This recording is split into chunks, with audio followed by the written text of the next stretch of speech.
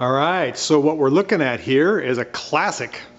It's hard to believe it's called the classic 1989 Supra Turbo. See the little thing right there, it says turbo. Pretty cool car back in the day. Supra was the top of the line sports car for Toyota. This one's a red one with T-tops.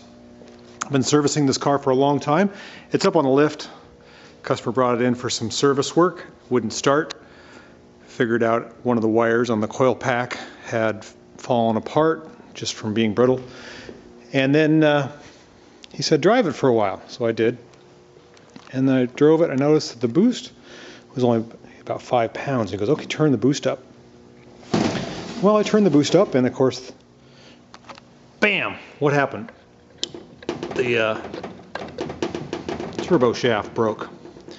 So this is a, I want to say it's a terrible turbo, but it's a Toyota turbo. It's called a CT26, and what makes it kind of a bad turbo is the design. If you look there, the oil hole, so the oil pressure feed and the oil drain hole goes in the bottom of the turbo. So you've got oil pressure going up to oil the bushings or the bearings, and you've got the feed draining it down. So there's a lot of chances for the oil pressure not to get to the turbo. And because of that, this failure happens. There's been a lot of guys on the forums that have tried to retrofit other turbos. They just don't fit good without doing a whole bunch of work. It's the correct size for the car. It works pretty good. So we opted to get a brand new turbo. Just says CT26 on it now. This is off of eBay. And I'm getting ready to swap out all the parts. You can see how the coolant lines here in and out on the same side. The oil lines in and out on the same side. That would be this would be down, pointing down.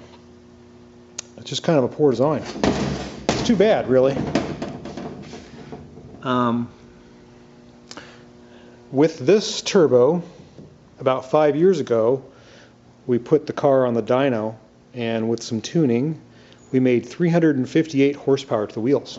That's pretty good. I think the car stock came, or was advertised, having 200, I think. Maybe it was 230, something like that, if I remember right. It's a lot of car. It's heavy, weighs almost 4,000 pounds, but 350 wheel horsepower is a lot. So that's what's going on in the shop today. Fixing up the old 1989 Supra Turbo. Limited slip, 5-speed, T-tops, red. Pretty cool car. Pretty cool indeed.